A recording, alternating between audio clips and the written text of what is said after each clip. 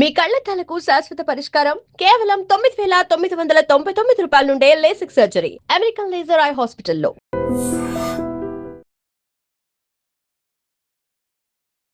Ladies and gentlemen, welcome to iDream media. నేను Priyadarshan. So ఈ మధ్య రిలీజ్ అయిన కొన్ని టీజర్లలో, అంటే రిలీజ్ అవబోతున్న సినిమాల్లో ఎక్కువ అటెన్షన్ కొట్టిన సినిమా ఒకటి ఉందన్నమాట.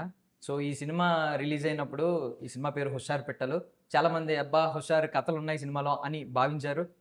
కొంతమంది మాత్రం, బట్ చాలా మంది మాత్రం విట్నెస్ చేసింది ఏంటంటే వీళ్ళు చాలా హుషారుగా స్టెప్లు అయితే వేశారు స్టేజ్ మీద.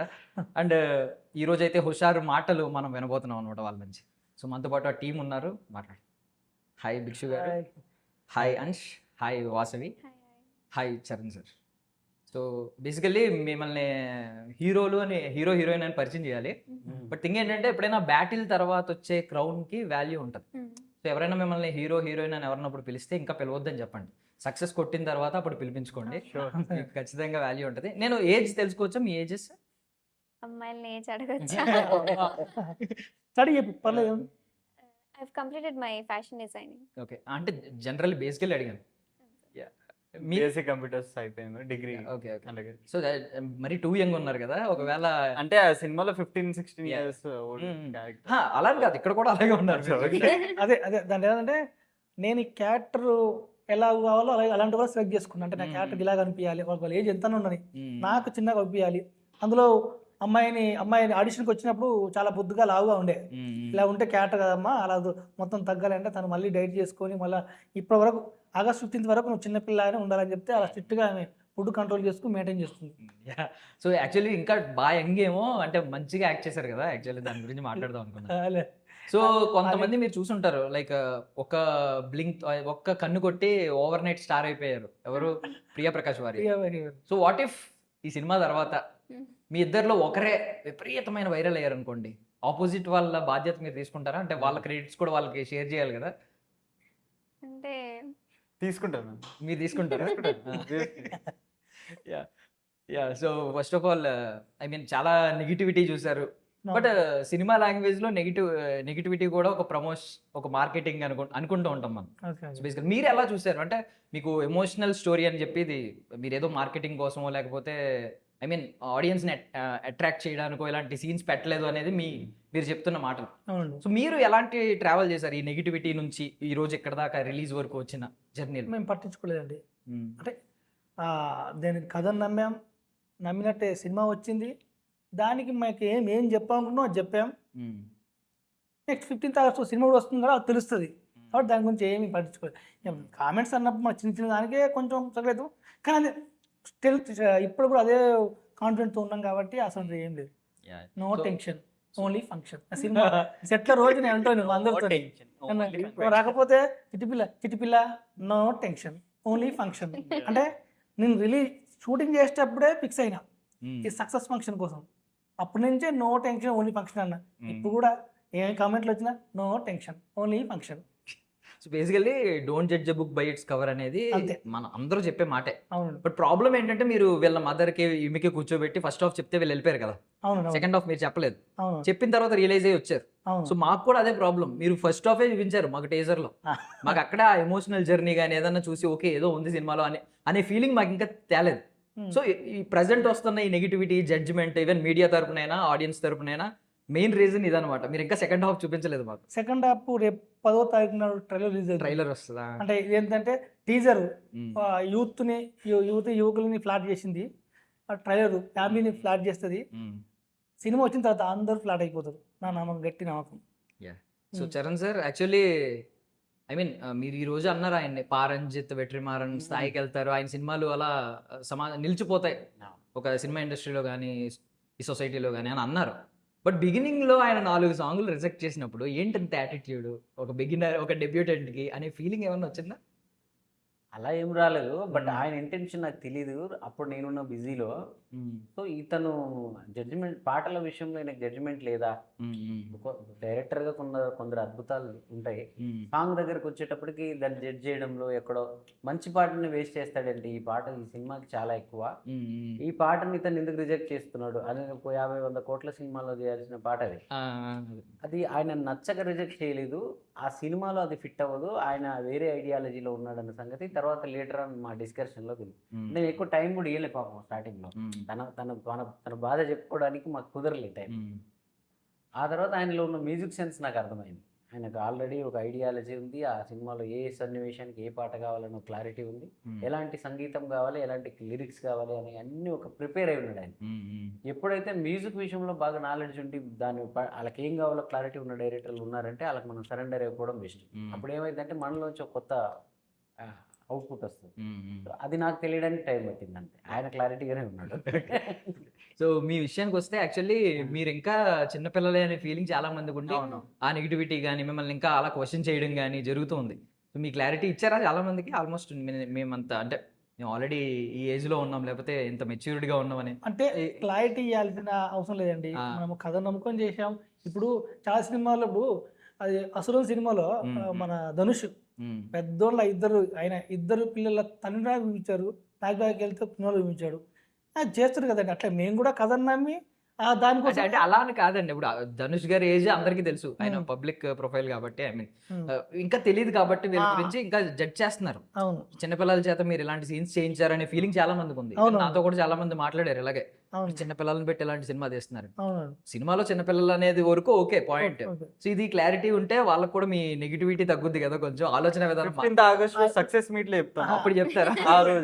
ఇప్పుడు అయిపోయిందంటే వాళ్ళు సినిమాలో చిన్న పిల్లలు కానీ బయట పెద్ద పిల్లలు, ఇది చెప్పొచ్చు అంతే.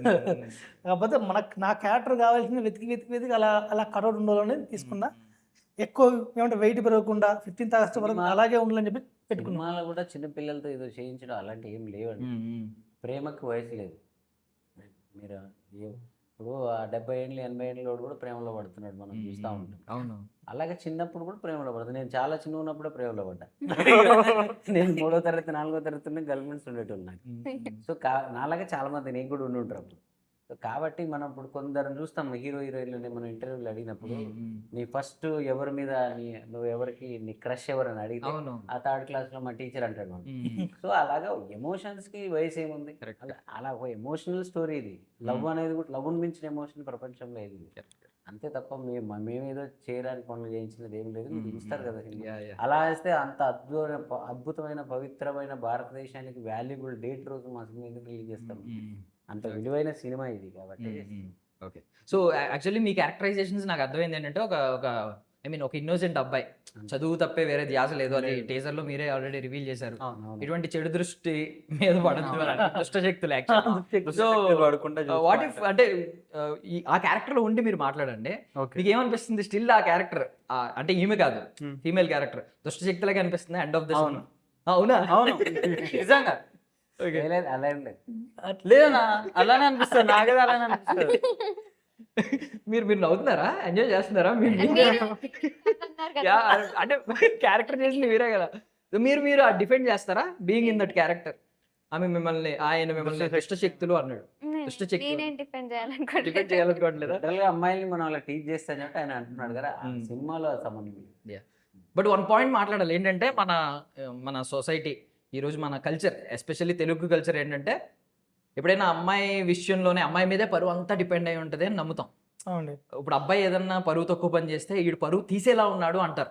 ఒక అమ్మాయి ఏదన్నా చేస్తే అరే ఈడు పరువు తీసేసింది అంటారు. మీకు ఈవెన్ ఒక చాలా మీమ్స్ కూడా ఉంటాయి, 10 మందితో తిరిగిన అబ్బాయిని గమ్ముని వేరేగా జడ్జ్ చేస్తారు, అమ్మాయి ఒకరితో కనిపించినా వేరేగా జడ్జ్ చేస్తారు అని. మీ ఫీలింగ్ ఏంటి దీని మీద? అంటే మన అది ఇది మన నుంచి కదండి, ఇది ఫస్ట్ నుంచి వస్తుంది. అంటే వెనకటి నుంచి ఇంకా అంటే దాని విషయంలో వస్తే ఇప్పుడు కొంచెం బెటర్ ఏమో. ఒకప్పుడు భార్యని అంటే ఇక ఘోరంగా చూసేటోళ్ళు, ఇంకా ముందుకు వెళ్తే వాళ్ళు ఇంకా ఏ కప్పున తిరగాలండి. అంటే అక్కడి నుంచి మెల్లమెల్లగా ఫస్ట్ నుంచి కూడా ఒక ఆడవాళ్ళకి ఎప్పుడు కూడా ఇది ఉందేమో, ఇప్పుడు తగ్గుతుందేమో అనుకుంటున్నాను నేను ముందుకెళ్తే కూడా. అంటే ఈ ఫీలింగ్ ఇంకా లైవ్ ఎగ్జాంపుల్ ఏంటంటే వీళ్ళిద్దరి మధ్య, బికాస్ కమెంట్స్ అన్ని మీరు చూడండి, పాప మేము చెప్పిన లాస్ట్ లో డైలాగ్స్ మెన్షన్ చేస్తున్నారు, ఏమో ఆన్లైన్ క్లాస్ బాగుందా అని, ఏసీ పెట్టించారా, ఇవి ఇలాంటి కమెంట్స్ ఏ ఉంటున్నాయి. మోస్ట్లీ ఈమెనే టార్గెట్ చేస్తున్నారు. ఆ సిచ్యువేషన్ లో, ఆ సీన్ లో ఉన్నది ఇద్దరు ఉన్నారు. సో ఈ ఇంకా మనం జెన్జీకి వచ్చేసాం, లేదంటే ఏ వచ్చింది, డిజిటల్ ఎరా వచ్చింది అంటున్నాం, కానీ స్టిల్ ఒక అమ్మాయినే ఇంకా పరువు మొత్తం అమ్మాయి మీద రుద్దుతున్నారు అనే ఫీలింగ్ మీకు ఏమన్నా ఇంకా ఉందా అని? నడుస్తుంది. మా టీచర్ ఉదాహరణ చెప్పారు కదా, అండ్ మీరు ఐ మీన్ చాలా గట్సీగా వచ్చారు సీరియస్లీ. అంటే సెకండ్ హాఫ్ విన్న తర్వాత మీరు వచ్చారంటే మేబీ మీరు కథకి బాగా మిమ్మల్ని బాగా కన్విన్స్ చేసి ఉంటారు. బట్ థింగ్ ఏంటంటే ఇంత నెగిటివిటీ వస్తున్నా మీరు వచ్చి ఆ టొంగ స్టెప్పులు వేయడం ఇదంతా చూస్తే చాలా గట్స్ ఉన్నాయి మీకు. ఈవెన్ మీ పేరెంట్ అంటే మీ మదర్కి ఉన్నాయా గట్స్, మీకే ఉన్నాయా? మీరే ఇంట్లో కూడా కన్విన్స్ చేశారా? లేదు లేదు, మా ఫ్యామిలీ మొత్తం గట్స్ తోటి నాకు సపోర్ట్ చేశారు కాబట్టి ఇప్పుడు ఇలా ఉన్నాను. సో ఈ జర్నీ మధ్యలో ఎక్కడైనా లో అయిపోయారా? ఏమైంది, ఏం చేశారు? అంటే షూటింగ్ అప్పుడు కూడా నేను కొంచెం ఆలోచించాను, బట్ కొన్ని సిచ్యువేషన్స్ అలా గుర్తు రావడంతో ఓకే ఈ మూవీ అవసరం చెయ్యాలి అని చెప్పేసి థాట్ వచ్చింది నాకు. సో రెస్పాన్సిబిలిటీని తీసుకున్నారు. Good good. అంటే మీ విషయానికి వస్తే చాలా మెచ్యూర్డ్గా ఆన్సర్లు ఇస్తున్నారు ఇక్కడ, చాలా డేర్గా. బట్ అక్కడ నిజంగా ఒక ఇన్నోసెంట్ లాగే ఆ స్పెక్ట్స్ నుంచి చూసుకుంటే బాగా బాగా యాక్ట్ చేశారు. సీరియస్లీ. సో ఏంటి మీ బ్యాక్గ్రౌండ్స్ నాకు తెలియక అడుగుతున్నాను. అసలు ఆన్ బోర్డ్ ఎలా వచ్చారు? మీ బ్యాక్గ్రౌండ్స్ ఏమన్నా సినిమా ఫీల్డ్కి సంబంధించిన వాళ్ళు ఎవరైనా ఉన్నారు? తనకు లేరు, నాకు లేరు అన్న. కాస్టింగ్ అంటే మనం నార్మల్ కాస్టింగ్ ఎలా ఆడిషన్ త్రూనే వచ్చాము. వీఆర్ ప్యాషనేట్ అంతే. ఓకే. జనరల్గా సినిమా ప్రమోషన్ల కోసం ఆడిషన్స్ పోస్టర్స్ వేస్తాం. నేను చాలా చూస్తుంటాను. నేను అందులో ఒరిజినల్గా వాళ్ళు ఆల్రెడీ ఫిక్స్ అయ్యి ఉంటారు ఎవరో ఒకరు. ఇది నిజంగా జెన్యున్గా ఆడిషన్ కాల్ చేసి నిజంగానే అలాగే నియమించిన సినిమా ఇది. ఎందుకంటే నాకు అనుషు తెలుసు, వాళ్ళ బ్యాక్గ్రౌండ్ తెలుసు, ఎంఐ తెలుసు. సో కాబట్టి జెన్యున్గా భిక్షు కానీ వెంకటేష్ గారిని వాళ్ళ సినిమాకి ఏం కావాలో అది జెన్యున్గా చేశారు. అందుకే వాళ్ళు ఇక్కడ దాకా ఈడ కూర్చున్నారు. సో యాక్చువల్లీ మిమ్మల్ని స్టెప్ వేయమని నేను అడగను కానీ ఎక్స్ప్రెషన్స్ మాత్రం మా కెమెరా కావాలి ఒకసారి. ఏమంటే వేస్తాం. మీరు కూడా వేస్తారా? ఎందుకే చోటనే వేస్తాం. కూర్చున్న చోట వేస్తారా? నిలబడి వేస్తారా? నిలబడేమని వేస్తారు మళ్ళీ ఏం లేదు. బట్ షీఈ్ టూ ఎక్స్ప్రెసివ్ అండి. అసలు ఆ కన్నులు 2 కళ్ళు కొట్టించారు చూడండి. అంటే ఆయనతో కొట్టిస్తే బాగోదు, ఆయన గురించి మేము జడ్జ్ చేయలేము. డైరెక్టర్ గారు కొట్టారు, మళ్ళీ తన కొట్టింది. మీరు కొట్టి చూపించారు అలాగా? ఏదో ఒకసారి వాళ్ళదే స్టెప్. క్రెడిట్స్ అవును, ఒకసారి కొట్టించండి అయితే. సార్ ఒకసారి కొట్టండి సార్. మ్యూజిక్ ప్లే చేయమంటారా? మ్యూజిక్ అసలు నేనే ప్లే మేము పాడతాం. ఇప్పుడు డైరెక్టర్ గారు మా కోసం పాడారు, పాడతాము. అంటే ఈ పాట రెడీ కాగానే అక్కడ ఏం చేద్దాం, టాయ్ టాయ్ ఉంది, టొంగ టొంగ ఉంది, ఏం చేద్దామంటే అప్పుడు అనిపించింది ఏం చేద్దాం, ఎట్లా పోద్దాం కూడా అనిపించింది. అనగానే toy toy toy toy toy toy అనేసి ఇది బాగుంది కలిసి అమ్మాయి అనిపించేసింది. కొరియోగ్రాఫర్ బాధ్యతలు కూడా తీసేసుకున్నారు సినిమా. ఓకే, నైస్ అండి, సీరియస్లీ నైస్. బట్ సార్ ఒక పెద్ద కమెంట్ అది, ఇప్పుడు పారంజిత్ వెట్రిమారన్ గారితో పోల్చడం అనేది చాలా పెద్ద కమెంట్. ఓకే, మీకు ఆయన సన్నిహితులు ఈ రోజు మేబీ ఫ్రెండ్ అయ్యి ఉండొచ్చు, లేదా బ్రదర్ లా ఫీల్ అయ్యి ఉండొచ్చు. నా గత అన్ని తీసుకుంటే నేను ఎప్పుడు ఫ్రెండ్స్ అని లేకపోతే సినిమాకి పని చేస్తానని చెప్పి ఆ సినిమాని మోయడం అనేది ఎప్పుడు జరగదు. అలా జరుగుంటే నేను ఇప్పటికే ఒక 5-6 కోట్ల మ్యూజిక్ కరెక్ట్. నేను జెన్యున్గా ఉంటా, జెన్యున్గానే చెప్పిన. ఎందుకు చెప్పినంటే వెట్రిమారన్ గారు కానీ పారంజిత్ గారు కానీ వాళ్ళు నేటివిటీ కథలు వాళ్ళ మూలాల్లోకి వెళ్ళి సినిమాలు తీస్తారు. అంటే నేను అన్నది వాళ్ళ రేంజ్ అనే దానికి వాళ్ళు ఎంచుకునే కథాంశాలు మన జీవితాల్లో నుంచి, మన మూలాల్లో నుంచి ఏదో రంగుల ప్రపంచాన్ని తీసుకోకుండా వాళ్ళు ఒరిజినల్గా మనదేముందో అది తీస్తుంటారు. అంటే వాళ్ళదేముంది, మనది ముఖ్యంగా మన తెలంగాణ ప్రాంతాలలో ఇంకా చాలా చాలా అద్భుతమైన జీవితాలు ఉన్నాయి, అద్భుతమైన కథలు వెలుగులోకి రానివి మనకు చూడని. నేను ఇంతవరకు చూసిన ఏ సినిమాల్లో కూడా ఒక కళ్ళు గీసే కార్మికుడు ప్రధానమైన పాత్ర ఉన్నది నేను చూడలే. ఇన్ని తెలంగాణ సినిమాలు ఒక మేకలు కాసుకునే, ఒక గొర్రెలు కాసుకునే, ఇవన్నీ శ్రామిక వర్గాలు. వీళ్ళందరూ తమ ఉనికి కోసం పోరాడుతూ ఉంటారు. మాకు ఎక్కడ ఒక రాజకీయాల్లో కానీ లేకపోతే సినిమాల్లో కానీ మాదైనా ఏముండదు. నేను ఒక పాట చేశాను, నువ్వో రాయి నేను శిల్పి అని. సో దేవుడి కోసం బట్టలు నేసే ఒక నేతన్న కూడా ఆ దేవుడి దగ్గరికి వెళ్ళడానికి ఆడికి బట్టలు ఉండవని. సో ఇలా అందులో చాలా అంశాలు ఉంటాయి. అలాంటి మనుషులన్నీ తీసుకొని ఆ హీరోయిన్ ఫాదర్కి, హీరో ఫాదర్కి పెట్టాలి ఆ క్యారెక్టరేషన్ అనేది. అది అలాంటి అంశాలను నాకు ఆయనలో పారంజిత్ వెట్రిమారనే కనిపించారు. ఎందుకంటే అలాంటి క్యారెక్టర్స్ని, ఆ శ్రామిక వర్గాల క్యారెక్టర్స్ని ఎవరు కూడా ప్రధాన పాత్రలుగా సినిమాలో పెట్టలేదు.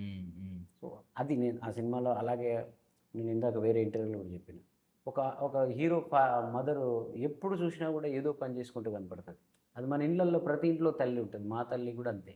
వాళ్ళు మిక్సీలు, గ్రైండర్లు లేని 20 ఏళ్ల క్రితం వాళ్ళు అలాంటి అంటే ఆ చిన్న చిన్న విషయాలు, చిన్న మూలాలు, చిన్న విషయాలని పట్టుకోవాలంటే ఆ దర్శకుడికి సమాజం పట్ల ఎంత పరిశీలన ఉండాలి, ఎంత డెప్త్ ఉండాలి. అది కూడా ఒక లవ్ స్టోరీలో ఆయన తీసుకెళ్ళి ఏదో మనకు ఒక మెసేజ్ల సినిమానో ఇది తీయలేదు కదా. ఒక లవ్ స్టోరీలో, క్యూట్ లవ్ స్టోరీలో ఆ అంశాల చుట్టూ సినిమాని నడిపించాడు. సో అందువల్ల నేను వాళ్ళతో పోల్చాను. సో ఇది క్యూట్ లవ్ స్టోరీ అనేది మీరు డిఫైన్ చేస్తారు. August 15th cute love story. జంజీ సినిమా brother అది. అంటే చాలా మంది ఇప్పుడు టీనేజ్ లవ్ ని అట్రాక్షన్ అనో లస్ట్ అనో ఈ కైండ్ తో పోలుస్తూ ఉంటారు. అవును. ఎందుకంటే మెచ్యూరిటీ ఉండదు, ఇది లవ్ కాదు అని చెప్తా ఉంటారు పెద్దలు, అందరూ చెప్తారు. లేదు. నేను కూడా నా చెల్లో నా తమ్ముడు అడిగితే ఆడు యంగ్ ఏజ్ లో ఉంటే అరే ఇది లవ్ కాదురా, ఏడుస్తున్నాడు అనుకోండి బ్రేకప్ అయ్యి, అరే ఇదేం లవ్ కాదురా వస్తారు నువ్వు చిన్నోడివి అని చెప్తాను. అవును. సో అందరి జడ్జ్మెంట్ అదే ఉంటుంది. అవును. బట్ మీరు ఏమంటారు దాని మీద? అంటే ఇప్పుడు మనం ఒక రెగ్యులర్ ప్లేస్లో పార్క్ వెళ్ళి చూసాం.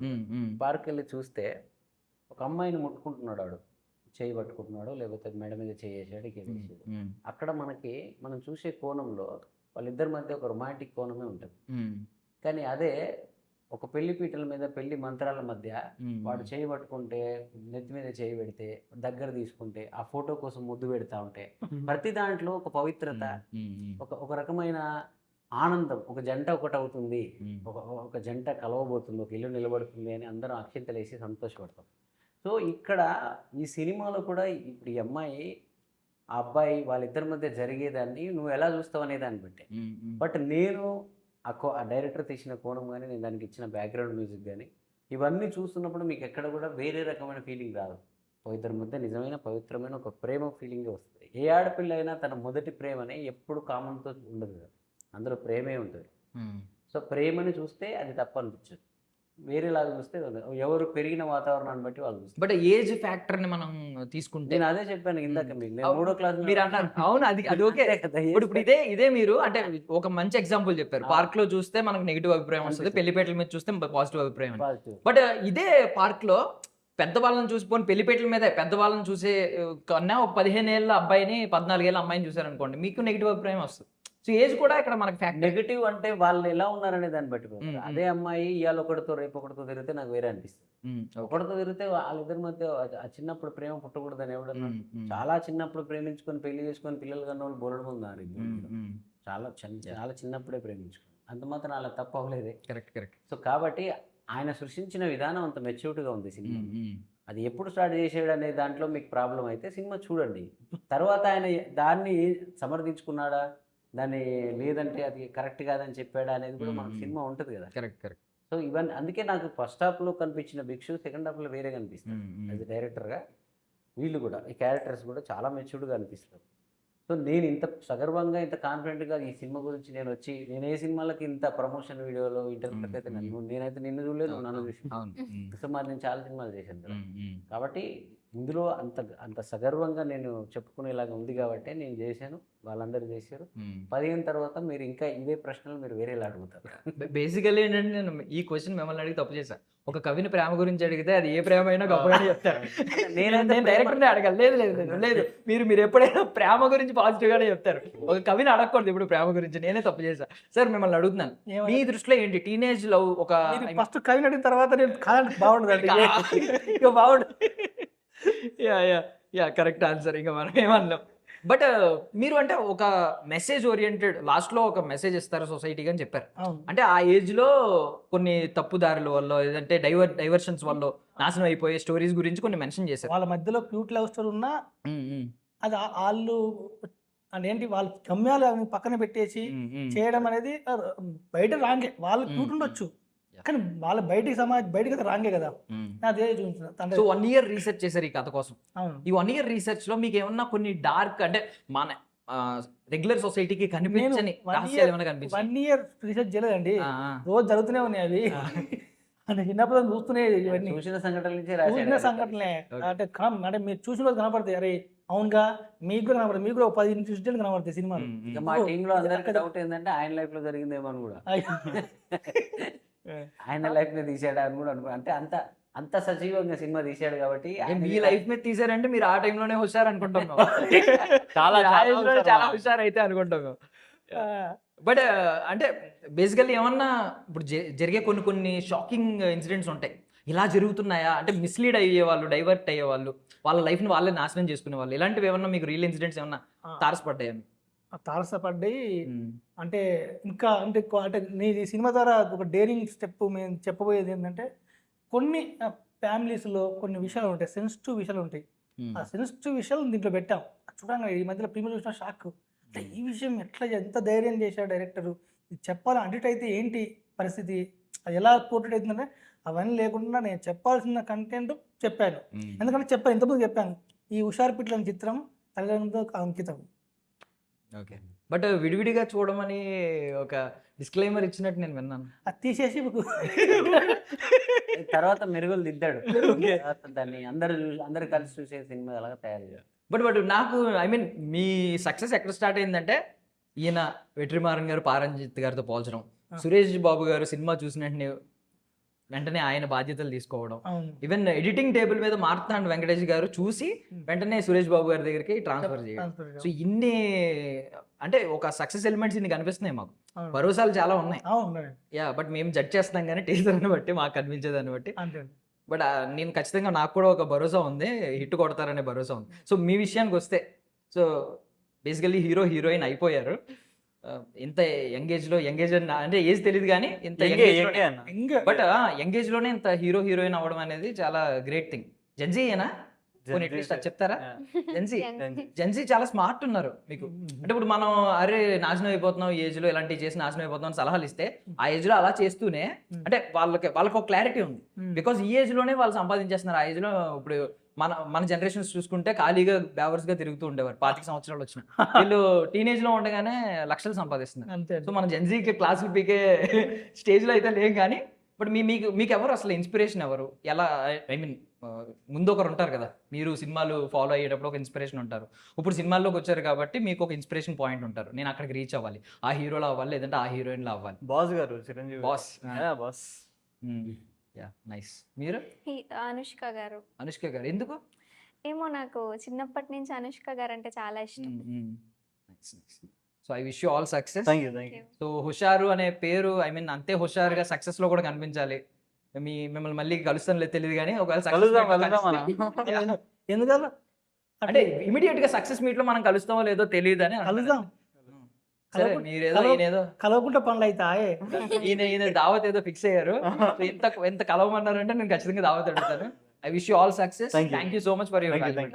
And for more videos, please subscribe to iDream. Please subscribe to iDream. Please subscribe iDream. And please subscribe to iDream. For more videos, subscribe to iDream. please like, share and subscribe to the channel. Congratulations, iDream. Subscribe to iDream. Subscribe to iDream. So subscribe to iDream Media. iDream ki iDream team andarki huge congratulations. Please subscribe iDream Media. Please subscribe to iDream. Subscribe iDream. Please subscribe to iDream. iDream అంటే నా కళల channel subscribe చేసుకున్న నోరు తిరుగుతలేదు, మీరైతే గంట గుర్తు కొట్టండి. For more such videos, please subscribe to iDream. Subscribe to iDream. Please subscribe to iDream. Please subscribe iDream Media. Please do subscribe to iDream. Please subscribe to iDream Media. For best entertainment and information, please subscribe iDream. And don't forget to subscribe to iDream.